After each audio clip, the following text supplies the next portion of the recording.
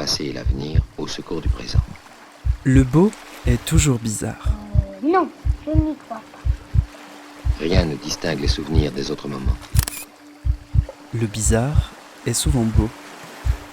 C'est cette bizarrerie qui le fait être particulièrement le beau.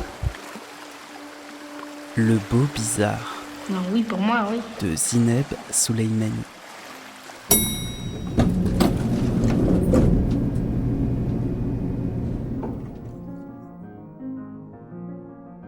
Bonjour à toutes, bonjour à tous. Bienvenue dans le Beau Bizarre, un espace sonore libre et hybride, un espace qui essaiera de visiter des vestiges. S'il existe des vestiges, il existe des promesses silencieuses, des secrets dévoilés et des feux dont nous sommes les héritiers, à la fois les receleurs et les destinataires. De quels gestes et de quels feux sommes-nous les héritiers ?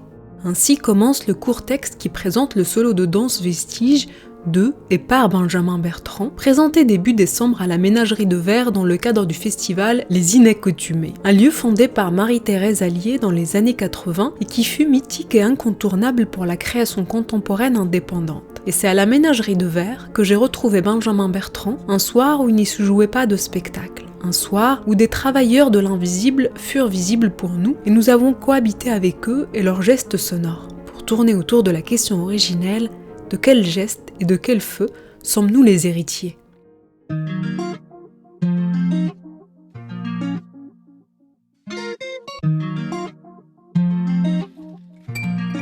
Benjamin Bertrand, bonjour. Merci d'avoir accepté mon invitation dans le Beau Bizarre. Je dis Benjamin Bertrand, mais il me semble que récemment, vous avez ajouté à votre nom le prénom Karim. Est-ce que vous voudriez bien nous en parler ? Bonjour Zineb. Oui, j'ai ajouté Karim, parce que j'ai toujours trouvé que c'est un prénom qui manquait à mon... qui ne manque pas à mon état civil, parce que sur mon état civil c'est Benjamin Karim Jérôme Thibault Bertrand, mais j'ai toujours trouvé que Karim manquait à mon cœur, et aussi qui était un peu une liaison entre le Benjamin et le Bertrand. Et oui, c'est vrai que j'ai rajouté Karim, et aussi en écho à mes origines algériennes, et le Benjamin Karim Bertrand, même dans la sonorité, je trouvais que ça fonctionnait bien. Et oui, j'adore ce prénom Karim, ça veut dire le généreux, je crois. Vous êtes danseur et chorégraphe, vous avez été interprète notamment chez Olivier Dubois pour ses pièces Tragédie et Augurie, également chez le plasticien Jean-Luc Vernat et avec le collectif La Horde, mais vous développez surtout en parallèle un travail personnel avec votre compagnie Radar. Et récemment, vous avez présenté dans le cadre du festival Les Inaccoutumés à la Ménagerie de Verre votre pièce Vestige. Avant de revenir sur ce travail, je voudrais remonter le temps avec vous pour que vous puissiez nous raconter votre rencontre avec la danse d'abord. Quand et comment vous avez rencontré la danse contemporaine ? Alors j'ai rencontré la danse à Poitiers avec Sophie Comblas et Claire Servant. Sophie Comblas, professeure de PS, et Claire Servant, danseuse, notamment avec Régine Chopineau. Et j'ai commencé quand j'avais 18 ans, en fin de terminale, par de la danse contact et par voir des pièces, par voir Good Boy d'Alain Buffard, par voir en vidéo mon premier... spectacle de Pina Bausch, Le Sacre, par voir Cash d'Akram Khan, donc avec une gestuelle extrêmement acérée, raffinée, par voir quoi d'autre, par voir le travail de Martine Pisani, par voir le travail de Steven Cohen, par voir comme ça toute une danse contemporaine que je voyais comme extrêmement à l'époque aussi une danse plastique et plasticienne en fait presque. À l'époque, je me faisais un peu cette idée-là du chorégraphe aussi, non pas uniquement comme quelqu'un qui agence des corps et des mouvements, mais comme un penseur de l'espace aussi, et comme un plasticien, quoi. Mais à quel moment vous vous êtes dit que je veux en faire mon métier ? Y consacrer pleinement ma vie, en fait, parce que c'est aussi ça. Je me le suis dit assez tardivement, et en même temps je me le suis dit assez précocement quand j'ai commencé, parce qu'on m'y a Odile Azaguri de Poitiers, chorégraphe poitevine avec qui j'ai aussi commencé, m'a rassuré, m'a encouragé aussi. m'a donné des retours sur ma danse, sur pas mal de choses. Donc je me suis aussi senti, dans un milieu assez rapidement et un milieu d'artistes. Et moi, je suis pas issu d'une famille d'artistes, donc ça m'a... puis il y avait tout un milieu aussi de la danse contemporaine à Poitiers qui me plaisait, qui était un milieu à la fois amateur et professionnel. Donc oui, je me suis dit, mais vraiment, pourquoi pas. Moi, je faisais des études littéraires, j'entrais en Hippocagne, et donc je voulais aller jusqu'au bout parce que l'environnement littéraire et philosophique était et est toujours très important pour moi. Mais c'est vrai que je me le suis dit, je suis rentré au conservatoire de danse à Poitiers, donc j'ai commencé à prendre des cours techniques, c'était assez dur, c'était quand même, c'était dur, c'est dur d'apprendre la danse, il y a quelque chose d'assez normatif à des endroits. Donc, mais vraiment d'en faire mon métier, après je suis allé à Paris et j'ai fait le conservatoire des Abbesses et je voulais déjà en faire mon métier. Ouais. Je savais pas que j'allais pouvoir, mais je m'étais dit que j'avais envie, absolument.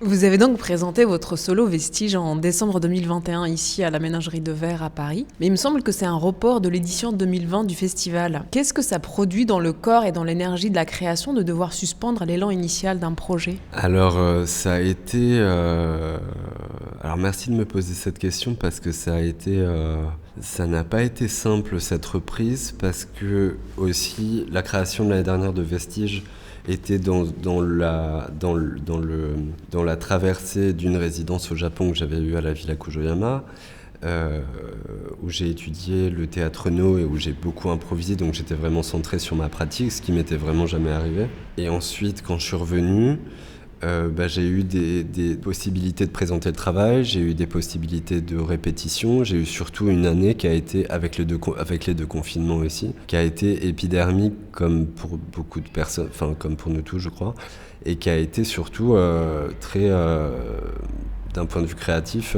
assez obstiné quoi. Parce que je savais que j'avais cette première à la fin de l'année et que voilà, j'étais lancé vraiment aussi dans une préparation physique parce que j'étais entraîné. Et c'est vrai que reprendre... et du coup, j'ai terminé la création l'année dernière à Marseille et je devais faire la première fin novembre.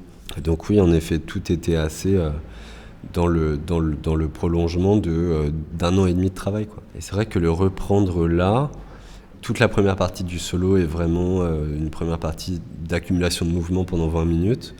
Et ça, c'est vrai que je m'étais dit dans ma condition physique, qui est quand même la condition d'un danseur, mais qui est, je pense, moins entraîné que l'année dernière. Ça a été une sorte de remise en cause aussi, parce que je me suis dit, bon, est-ce que je vais y arriver ? Est-ce que ça pose plein de questions ? Ça pose la question de l'effort, ça pose la question du travail, ça pose la question de l'altération d'une pièce qui aurait dû être créée, qui n'a pas été créée, mais de l'altération. Parce qu'on avait capté la pièce, on avait capté l'intégralité de la pièce à la Ménagerie en novembre, vraiment en condition de date.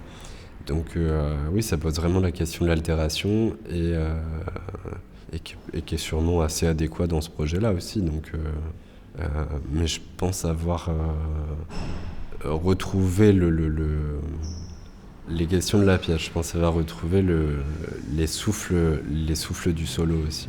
C'est une traversée physiquement engagée, quoi. Donc, je pense que je suis très content, en tout cas, d'avoir retraversé ces gestes-là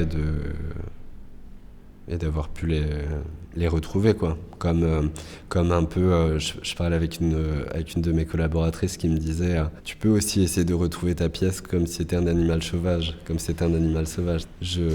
J'appréhende aussi ce travail-là, non pas du point de vue de la force, même si ça demande des forces, mais pas uniquement du point de vue de la force, quelque chose qui serait absolument à retrouver de manière un peu très volontaire et très martiale. Mais j'ai eu une semaine et demie de reprise Et les premiers jours ont été assez désespérés et les derniers jours ont été très joyeux. Donc, Mais vous diriez que ça a été bénéfique, enfin, vous diriez que ça a été, ça a nourri ce temps de recul. Enfin, est-ce que c'était du recul, c'était de l'attente, c'était de la nourriture, c'était de l'épaisseur que ça a pris finalement ce projet? Je pense que ça m'a permis de faire des choix. En fait, j'ai changé très peu de choses. On a changé très peu de choses. On a enlevé surtout. On a effacé des choses qui n'étaient pas nécessaires. Il y a le costume qui est arrivé vraiment plus tard, mais qui est arrivé le jour même d'ailleurs. Donc voilà. Donc ça, oui, ça. J'ai pas eu l'impression de changer. Je me suis posé la question, est-ce que je déstructure pas tout? Est-ce que je change de forme? Est-ce que je me suis posé la question. Mais en faisant, en fait, je voyais qu'il y avait une organicité dans la structure et dans les souffles de la pièce. Donc, non, j'ai vraiment voulu garder ça. Et il faut dire que ce projet vient de loin aussi, il vient d'un passé lointain et presque fantomatique, je crois. Vous l'avez ensuite fait mûrir lors de cette résidence à la Villa Kojoyama à Kyoto. Mais quel était le point de départ de Vestiges et qu'est-ce que votre résidence au Japon lui a apporté ? Le point de départ de Vestiges... je ne saurais pas vraiment dire un point de départ. En tout cas, je crois que le mot vient d'un texte de Jean-Luc Nancy qui s'appelle Les Muses, donc du philosophe Jean-Luc Nancy, où il dit que le vestige est la trace d'un pas. Et qu'en fait, il y aurait comme ça en tout cas, je me suis demandé par rapport à la danse, mais surtout par rapport aux gestes, je me suis demandé, en préparant mon dossier pour la villa, parce que je voulais partir au Japon, je me suis demandé s'il y avait des gestes qu'on pouvait performer avec des êtres qu'on avait perdus ou pour des êtres qu'on avait perdus ou au chevet d'êtres qu'on va perdre. Donc je me suis demandé quel rapport nos gestes pouvaient avoir avec la disparition. Mais aussi avec cette... c'est pas vraiment la pensée magique qui m'intéressait, mais il y a quand même une tension presque vers quelque chose qui serait invisible et parfois aussi infini, parce que c'est vrai que cette pièce, je suis parti en Algérie pour la première fois en 2017, et c'est vrai que la première fois que j'ai vu le soleil sur la baie d'Alger, c'était complètement magique. Et du coup, je me suis dit, je pense ensuite... que j'avais envie de rêver à des gestes qui puissent porter vers l'horizon, j'avais envie de rêver vraiment à un dispositif de mise en scène aussi qui soit à la fois assez sobre et en même temps assez sobre dans l'image et qui en même temps, d'un point de vue sonore, soit assez... fourni de manière à permettre des sortes de réminiscences, des sortes d'ouverture sensorielle, d'image mentale. Donc c'est un solo que je voulais, disons, presque plus sonore que... vraiment chorégraphique, mais presque plus sonore que dans l'image, que dans cette... je ne dis pas que les images sont efficaces tout le temps, mais j'avais... quand je l'ai créé, je me disais, mais à quoi bon les images de théâtre ? Étant donné que généralement, on est souvent déçu quand on voit une image. Et par contre, quand on est permis et quand on permet de construire cette image d'un point de vue mental, et pour construire quelque chose, il faut bien qu'il y ait une pièce qui soit un peu manquante. Bien, il faut que... Oui, c'est pour ça qu'on a travaillé pas mal avec... des extraits sonores que j'avais enregistrés au Japon, à Alger, à Paris, à Marseille. Enfin, voilà, les villes, en tout cas la question de la cité apparaît par le son dans le solo. Et si, c'est chorégraphique parce que tout est... c'est une chorégraphie sonore dans les villes que j'ai pu visiter et dans le trajet de création que j'ai pu faire ces derniers mois et années aussi.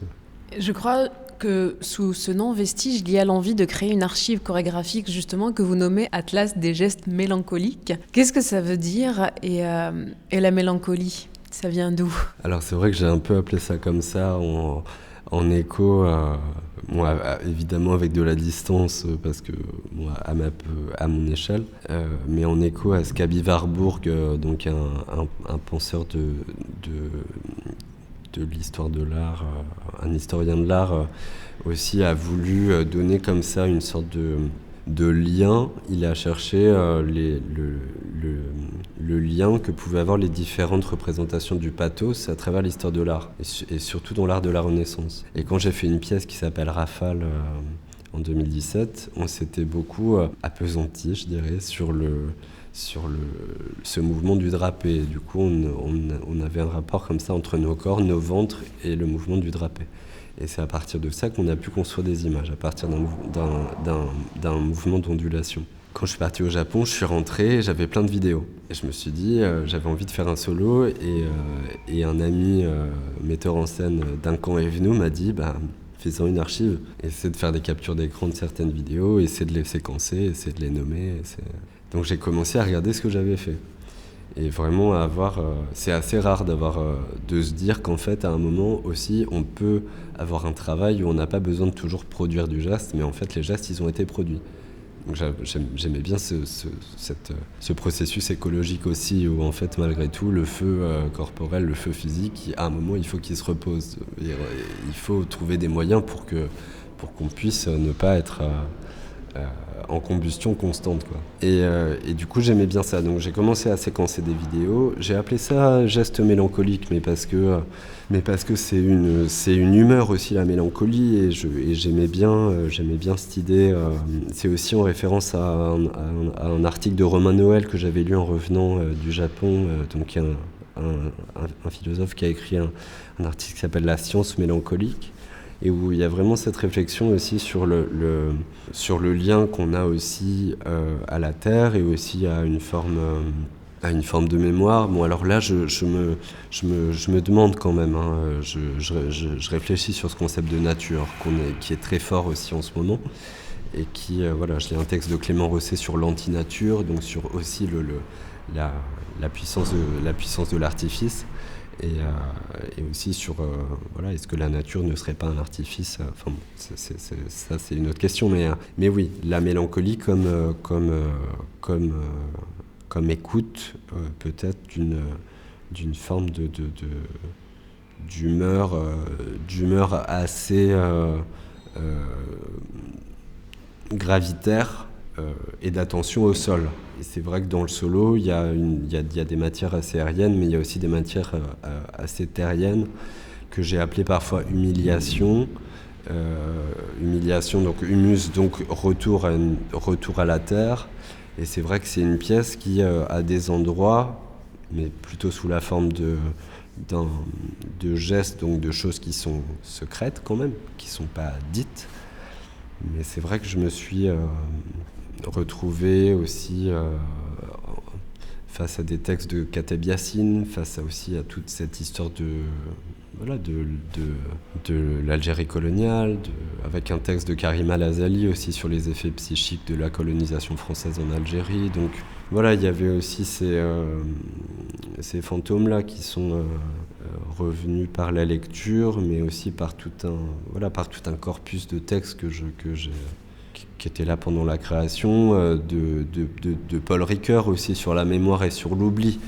Donc c'est vrai que la pièce est partagée entre cette première partie qui est très dans l'accumulation de gestes, de mémoire, comme ça un petit peu en brouillon assez stylisé, mais lancé comme ça, et toute la deuxième, c'est vraiment la scène du dépôt, quoi.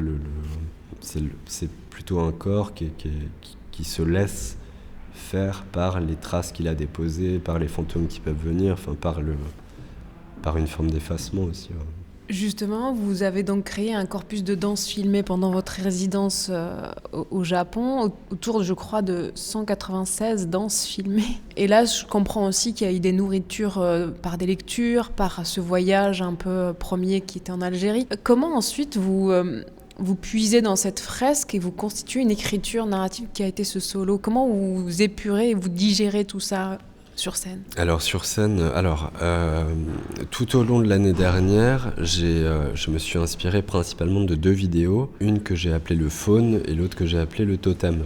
Donc c'est des improvisations, je trouvais qu'il y avait une multiplicité de corps et une lisibilité de mouvement que je trouvais vraiment intéressante. Et aussi avec des faciès, avec des visages, voilà. Et à l'époque aussi, quand j'étais au Japon, je faisais pas mal de Cunningham, pas mal de No. Enfin, voilà, il y avait tout un environnement aussi physique qui transparaît un petit peu. Comment je pioche là-dedans ? J'ai pas monté. C'est pas toute cette première partie chorégraphique, elle est pas montée. C'est-à-dire que j'ai pas opéré un montage avant, j'ai travaillé en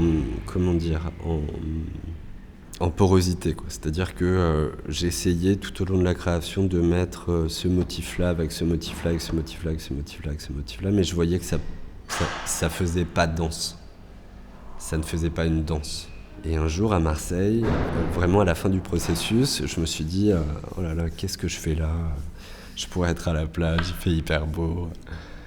Ça fait 1 an que je travaille sur ce solo, je suis tout seul dans un studio, enfin la solitude du danseur en studio. Et je me suis dit, comme consigne d'une impro, je me dis je peux faire une promesse, et je vais faire une promesse à cette cité que j'aime tant. En me disant quand même, il y a plein de personnes qui travaillent dans l'ombre, qui ne sont pas visibles, mais qui participent sûrement à l'âme d'une ville, quoi, qui participent sûrement à son souffle. Je me suis dit, fais une promesse, il fait beau, fais une promesse, quoi. Voilà, cette improvisation, c'est la promesse peut-être d'un danseur, donc peut-être d'un danseur, donc qui a sûrement une fonction sociale dans la ville aussi, qui à un moment performe quelque chose, qui même si ça n'est pas vu, peut-être que ça peut avoir une vibration. Je me suis dit ça. Et ça a produit une impro. Et cette impro, elle a duré 20 minutes. Et ensuite, je l'ai apprise du début à la fin, minute par minute, seconde par seconde, chaque geste, sur le matériau musical sur lequel je dansais, donc sur le canto ostinato. Donc ça a été un process de mémorisation. Ouais.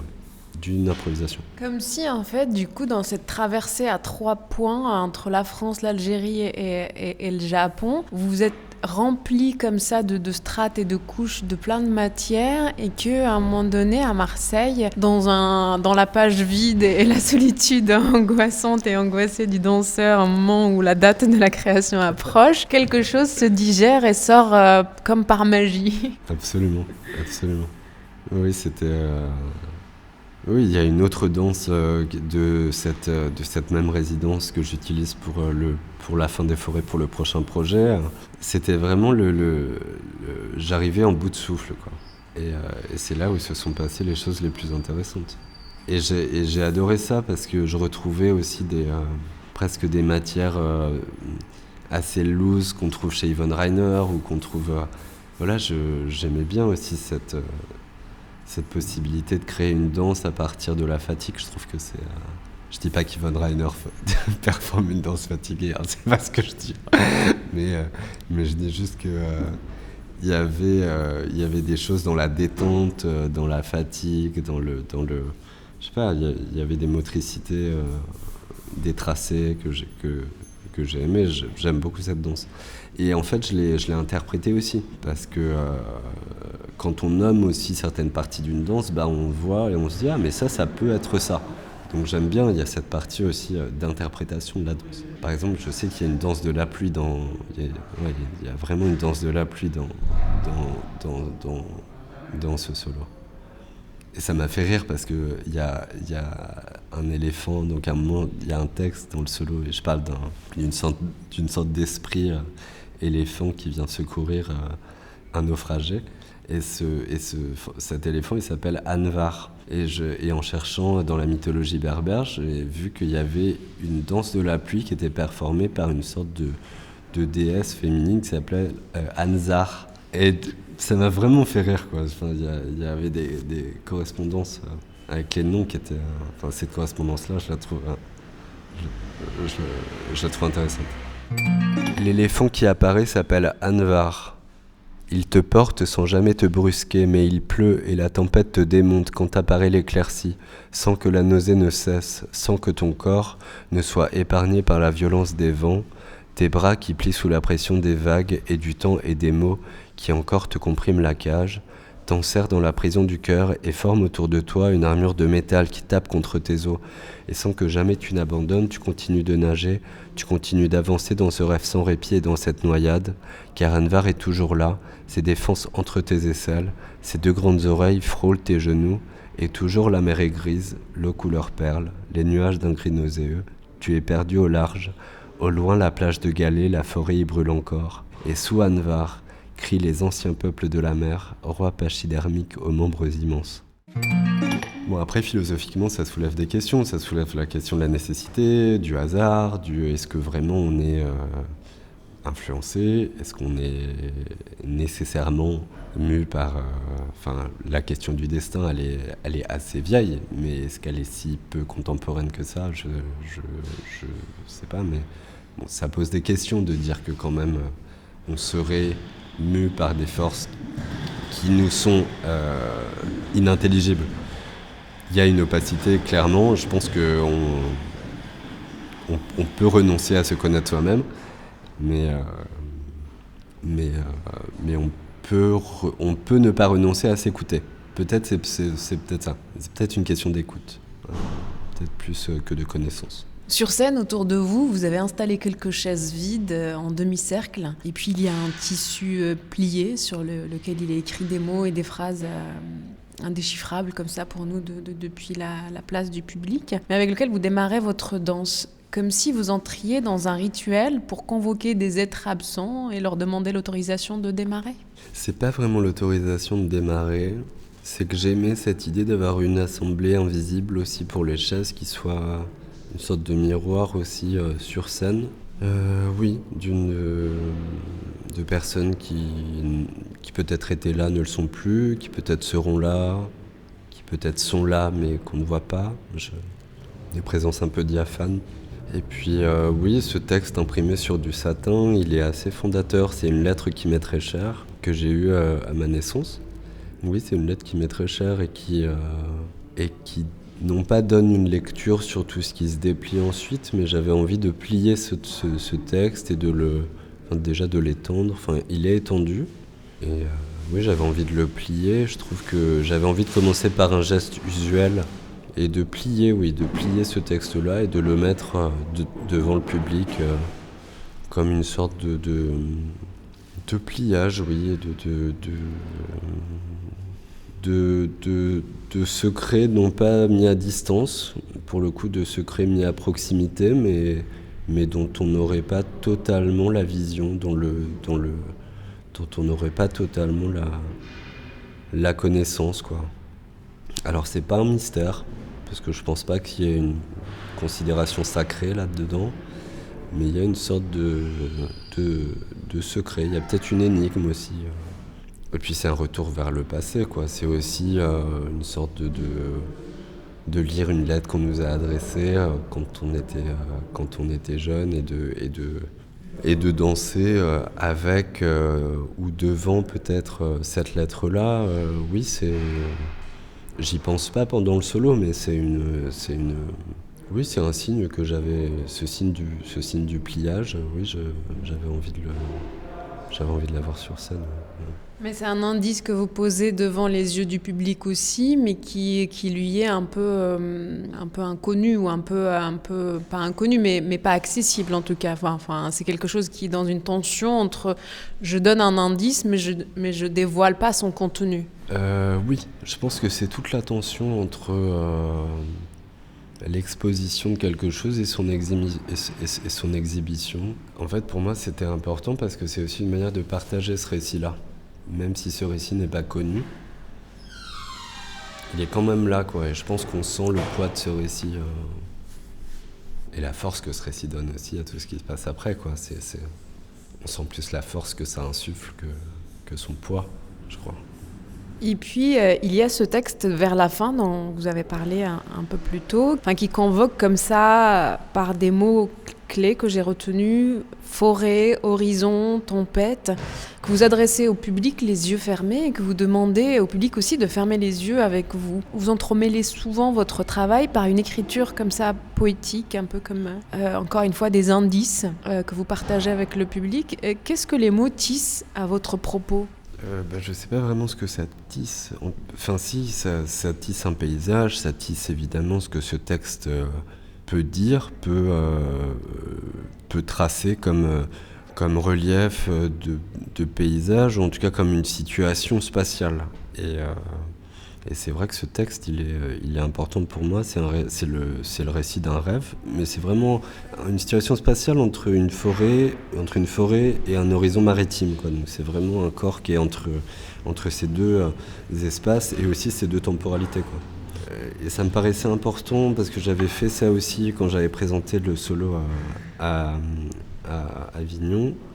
Ça me paraissait important de nous faire témoins d'un paysage qui n'est pas là et qu'on ne voit pas, et de nous faire de nous faire témoins d'une sensation du paysage, d'une sensation poétique du paysage. Et puis je crois que j'adore ça aussi. Je pense que j'aime bien dire ce texte aussi après tout ce qui s'est passé avant, parce que du coup ma voix, mon corps, enfin tout vibre de manière assez différente que si vraiment je le disais un petit peu à sec comme ça.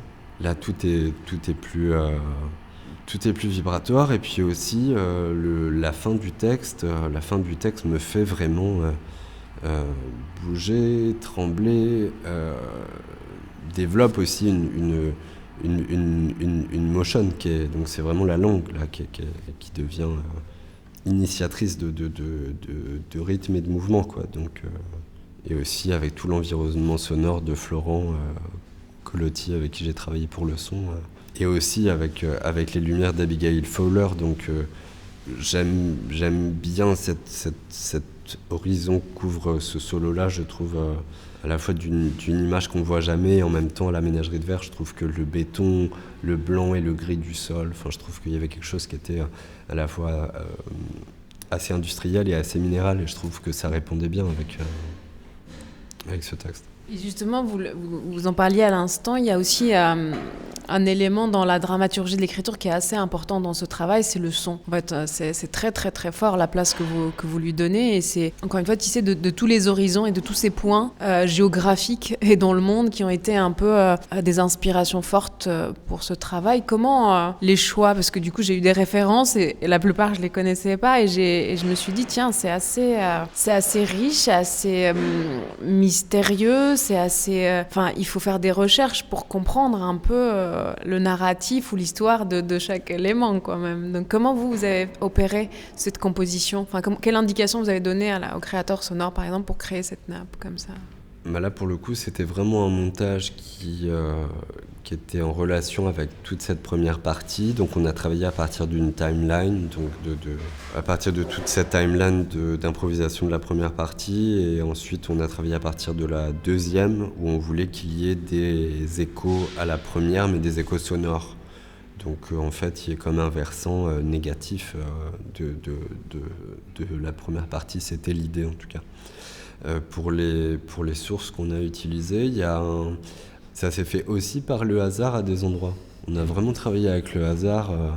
Je regardais pas mal d'interviews de John Cage qui m'a complètement fasciné quand j'étais au Japon, très influencé par la pensée bouddhiste aussi, et par la pensée zen. Et donc je me suis assez laissé porter par le hasard aussi, parce que je suis revenu avec beaucoup d'interviews, et j'ai interviewé Kunichi Uno, qui est le traducteur de Deleuze au Japon, et on a eu une interview et on a pris, je crois, 5 secondes de l'interview où il dit, en parlant d'Artaud, où il dit je n'ai pas de représentation, je n'ai pas de forme comme ça, et c'est ce que dit Artaud aussi dans un de ses textes. Donc ça on l'a on l'a pris parce que je trouvais que c'était très fort et important dans ce solo avec beaucoup de formes à des endroits et en même temps avec des formes qui se disloquent. Enfin voilà, la question de la forme, elle m'est importante. Et de son oubli par la fatigue et d'autres formes qui reviennent ensuite de manière presque plus inconsciente. Il y a aussi un poème de Basho que je trouve absolument incroyable, qui est un poète japonais, voilà, qui parle du seuil du visage et du poème, du seuil infini du visage et du poème. Donc ça, je voulais la voir. Qu'est-ce qu'on a d'autre ? Il y a ce canto ostinato, cette composition minimaliste de 1976. Donc c'est 4 pianos, absolument incroyable. Mais c'est vrai que le tout parfois peut-être résonne comme... Il y a une harmonie, quoi. Il y a une harmonie qu'on a voulu garder. C'est pas un solo très dissonant. Il y a quelque chose que je voulais aussi... C'est pas lyrique, je pense pas que ce soit un solo lyrique, mais c'est un solo, je sais pas, il y a une harmonique assez aiguë globalement qui est dans la vibration, qui est assez aiguë. Et qu'est-ce qu'on a d'autre dans la composition sonore ? Il y a beaucoup de matières de Florent, il y a des matières de Koki Nakano, un pianiste japonais avec qui je travaille aussi. Je lui avais demandé d'enregistrer 3 accords l'année dernière, et c'est des accords qu'on utilise. Il y a quoi d'autre ? Il y a des mouvements de cordes quand l'acteur de No avec qui je travaillais au Japon, Tatsushige Udaka, quand il serrait son instrument, son tambour d'épaule. Et donc c'est vraiment la pression des cordes là, qu'on entend à un moment, donc qui dilate le temps. Donc là, c'est un peu le seul moment où aussi je peux respirer dans la première partie. Voilà, donc on a vraiment, Florent a vraiment chopé des choses assez accidentelles en fait aussi. On aurait très bien pu ne pas les trouver, quoi.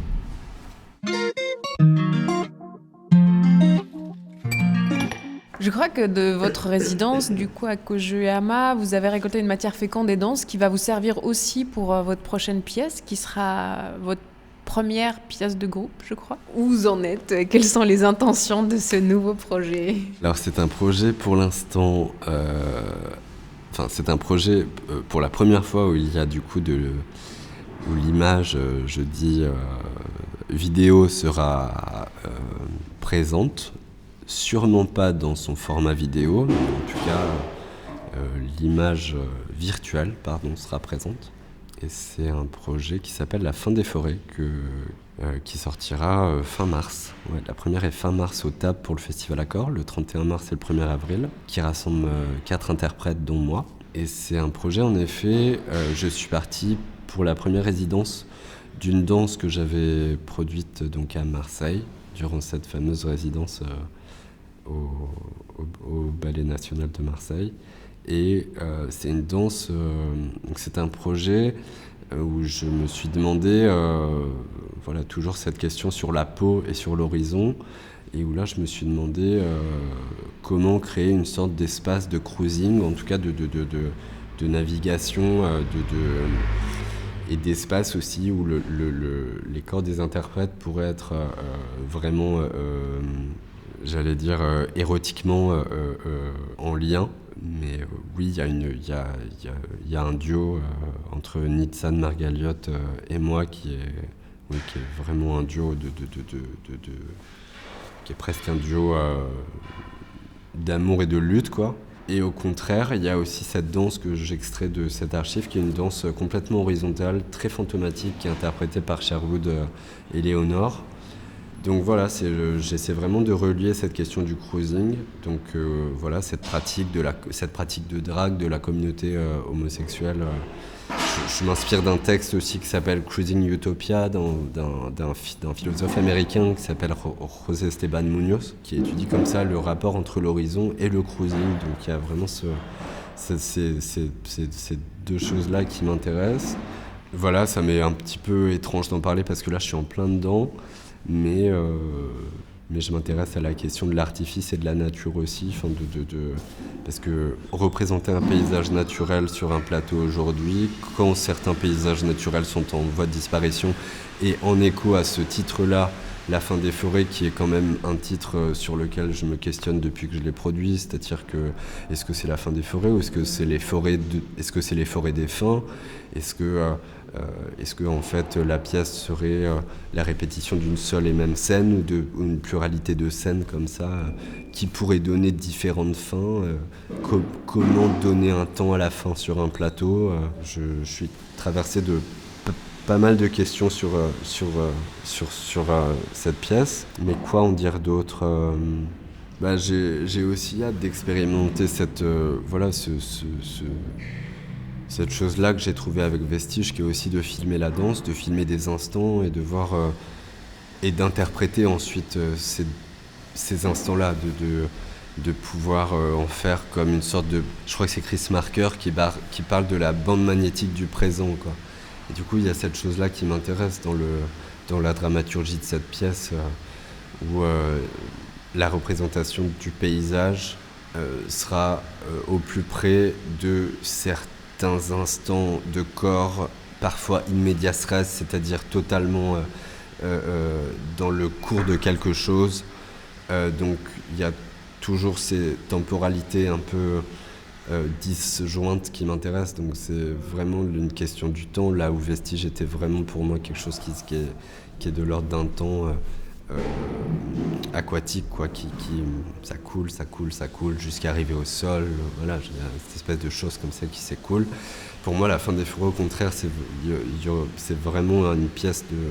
Je pense que ce serait vraiment une pièce assez disparate, quoi, assez à l'image d'un temps aussi, peut-être d'un temps digital, qui est aussi un temps très...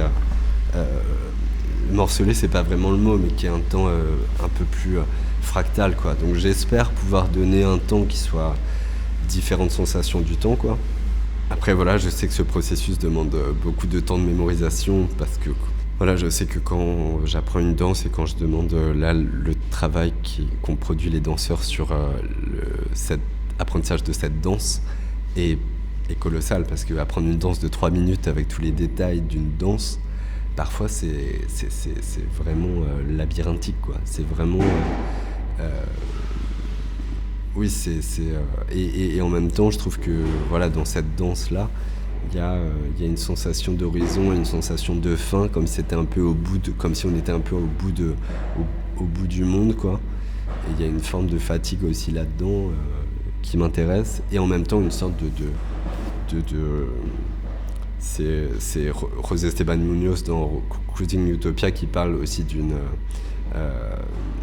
esthétique de la joie, quoi, qui parle d'une esthétique de l'espoir. Donc le mot hope est vraiment important dans son travail, et pas idéalisé. C'est pas quelque chose qui est idéalisé, c'est au contraire une remise en cause d'une certaine forme de pensée tragique aussi, quoi. Donc ouais, c'est une pièce qui, j'espère, va me déplacer sur plein d'endroits, quoi. Et aussi sur la direction ou la manière de guider des danseurs. C'est-à-dire que c'est la première fois que vous créez une pièce de groupe. Donc là, vous n'êtes plus le seul, entre guillemets, maître à bord, à la fois à chercher l'idée, à la trouver, puis à l'incarner. Là, vous devez aussi faire ce process-là et le transmettre à plusieurs. Oui. Après, c'est vrai que le travail qu'on a engagé pour l'instant a été assez différent selon les résidences. Et c'est vrai que le travail de visionnage des vidéos, qui peut paraître assez fastidieux, a quand même porté ses fruits sur certaines choses, mais surtout, ça permet de garder des traces. Ça permet de garder des traces, et moi ensuite de pouvoir travailler à un montage dramaturgique. Et c'est là où on voit malgré tout le hasard et toute la possibilité, les possibilités narratives. C'est pour ça que je disais ce sera peut-être les forêts ou les fins des forêts, ou ce sera peut-être la forêt des fins, quoi. C'est-à-dire qu'en fait, il y a aucune nécessité pour telle ou telle histoire. Ça, c'est assez fort de se rendre compte de ça, en fait, qu'en fait, il n'y a pas de nature, il y a ni nature ni destin qui guide telle ou telle narration. Il y a juste des portes qui s'ouvrent et qu'on peut ouvrir et qu'on peut refermer. Et c'est peut-être ça la manière dont j'ai envie d'approcher cette pièce, tout en sachant aussi que quand on ouvre une porte, il faut aller un peu jusqu'au bout avant de la refermer, quoi. Parce qu'il y a cette question de... Voilà, j'ai envie d'aller au bout d'une proposition physique aussi. Donc je suis à la fois entre vraiment des questions de mise en scène et des questions chorégraphiques, parce que voilà, je suis vraiment entre les deux. Des questions chorégraphiques parce qu'il y a un travail gestuel que j'ai envie vraiment d'approfondir. C'était Le Beau Bizarre, un podcast du studio indépendant Audio Sauti, disponible sur toutes les plateformes d'écoute, et merci de votre écoute.